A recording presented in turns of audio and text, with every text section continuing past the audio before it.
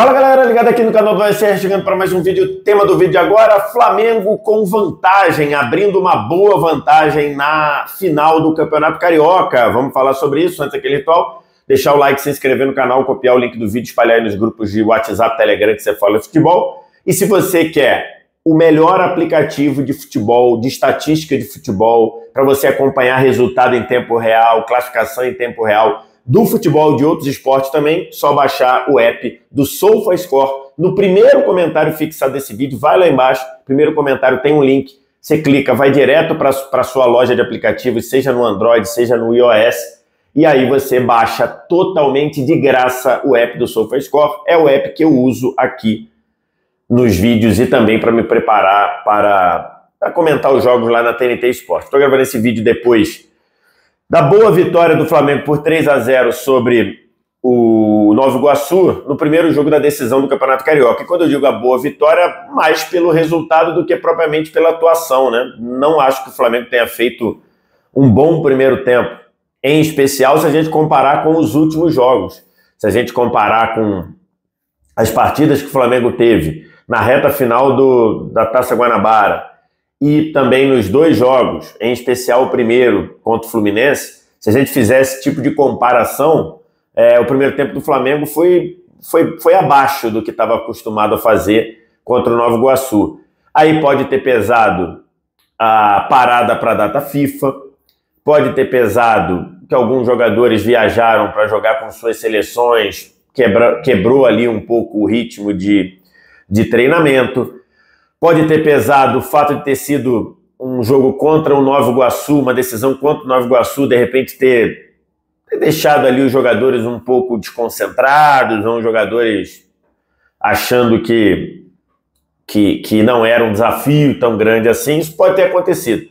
Mas, de fato, o primeiro tempo do Flamengo não foi bom, em especial na posse de bola, na manutenção da posse de bola, no cuidado com a posse de bola, né? Eu tenho dito, falei isso ao longo aqui do Campeonato Carioca, o segredo do Flamengo não tomar gols passa também por uma capacidade do Flamengo em reter uma posse de bola muito qualificada. É difícil você ver o Flamengo errar passe de bobeira, é difícil você ver o Flamengo forçar um passe que gere uma transição, que gere outro time acelerando.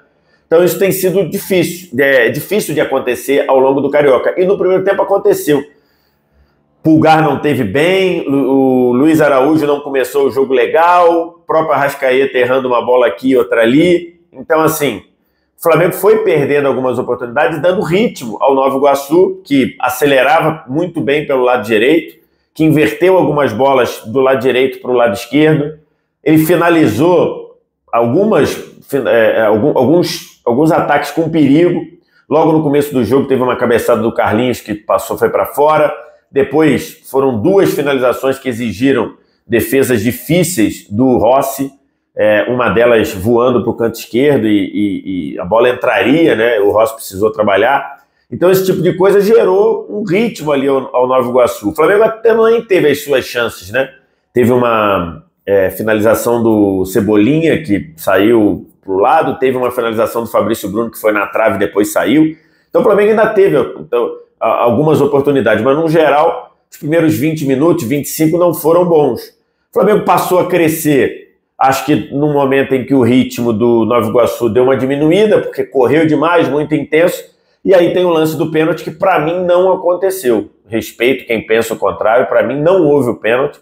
O Ayrton Lucas entra pelo lado esquerdo, ele tem um contato na perna dele? Tem, lógico que tem. Mas esse contato não o derruba.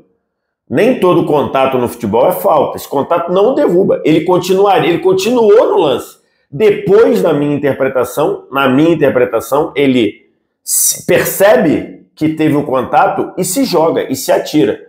Para mim, não marcaria o pênalti. Para mim, uma marcação que prejudicou, na minha análise, prejudicou o Nova Iguaçu. O Pedro bateu muito bem, fez o gol, e aí o jogo que já estava caminhando para ficar a favor do Flamengo, de vez aí o Flamengo passou a crescer, dominar. Na reta final do primeiro tempo fez o 2-0 com o Pedro, num lance que foi anulado ali por detalhe, aqueles lances de gol anulado por milímetro lá, por o bico da chuteira do Pedro. A imagem aquela que nos oferece não é das melhores, fica ali a dúvida se o pé do jogador do Nova Iguaçu estava ou não estava. Para mim a marcação foi correta, a linha subiu aqui na axila, e aí o bico da chuteira do Pedro estava à frente, enfim, o gol foi anulado, e na volta do segundo tempo, acho que claramente o Nova Iguaçu não conseguiu competir no ritmo da intensidade, da disposição de tentar pressionar o Flamengo melhorou a posse de bola, e aí o Flamengo foi sobrando e conseguiu construir um 3-0 e poderia ter sido mais, né? Poderia ter sido mais. O Flamengo fez 2-0 de novo com o Pedro, numa jogada que começa com uma inversão do Ayrton Lucas, uma inversão do Luiz Araújo para achar o Cebolinha na área, já ele ajeitou, rolou para o meio, e o Pedro fez o gol de carrinho naquela jogada característica dele, né? Faz muito gol de carrinho o Pedro, e aí o jogo já não tinha acabado. Depois o Flamengo ainda continuou tendo chance, o Arrascaeta teve chance na entrada da área, Cebolinha construiu jogada pela esquerda, o Varela aparecendo muito bem na frente, e numa dessas jogadas, depois de uma jogada pelo lado direito, a bola sobrou para o Pedro, que ele tentou dar um balão na zaga, entrou na área, se meteu no meio de um sanduíche, ali no meio de dois jogadores do Nova Iguaçu, que eu não sei se ele conseguiria ganhar, né? Ele ia ter que passar no meio dos dois. E aí o jogador do Nova Iguaçu ficou meio afobado, tentou dar um toque para não deixar o Pedro chegar, acabou mandando para o gol contra, e aí 3-0 para o Flamengo. Depois coube até pro Tite rodar o grupo, né? Rodar o elenco. Também, outro fator que pode ter deixado o Flamengo não jogando tão bem é o jogo contra o Milionários na Libertadores, né? O Flamengo estreia na terça-feira pela Libertadores, então pode ser que o sentimento ali de repente se poupar ou de pensar em priorizar a Libertadores. E aí, no segundo tempo, o Tite foi rodando o elenco, né? Botou o Vitor Hugo, botou o Bruno Henrique, botou o Matheus Gonçalves, foi botando jogadores pensando em preservar o time, tirou o De La Cruz, que tinha amarelo, quer dizer, que tinha 2 amarelos, se tomasse o terceiro, ficaria fora da final, e aí o Flamengo fez um 3-0, poderia ter aumentado, enfim, e abriu uma grande vantagem, né?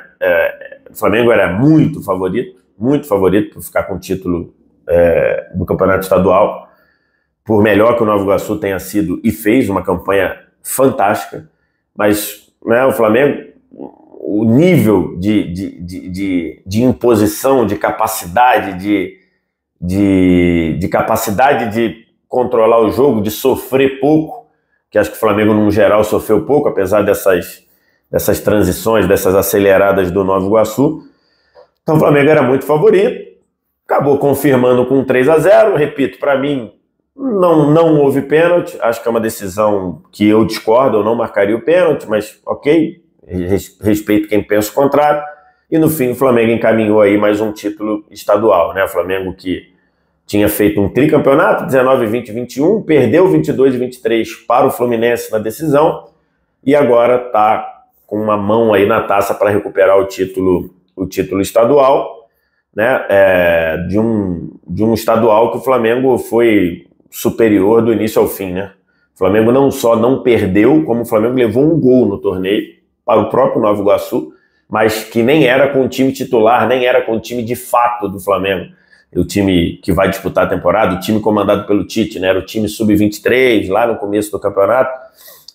Então, é isso, o Flamengo abrindo aí, e agora vai pensar aí nessa semana, nesse confronto contra o Milionários, que acho que é um time chato, enjoado, estreia fora de casa, enfim, então vamos ver, mais um jogo do Flamengo sem levar gol, e mais uma partida aí mostrando o nível que está o Pedro, né? O Pedro faz um ano fantástico. O Pedro jogou muito bem hoje, não só pelos gols, mas também pela forma como ele participou da construção, como ele ajudou quando saiu da área, da forma como atraiu os zagueiros para gerar espaço, para buscar se associar ali com a subida do Arrascaeta, com o ponta de um dos lados.